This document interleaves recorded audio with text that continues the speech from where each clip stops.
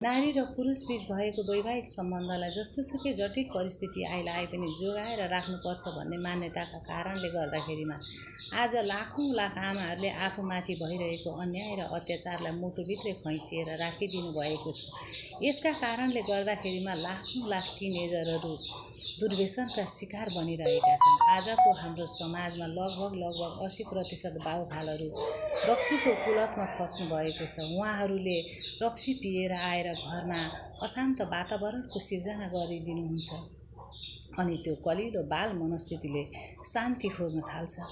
यिनीहरू यसरी शान्ति खोज्दै भौतारिँदै गर्दाखेरिमा गएर एउटा गलत सङ्गतमा फस्न पुग्छन् र अनि दुर्व्यसनको शिकार बन्छन्।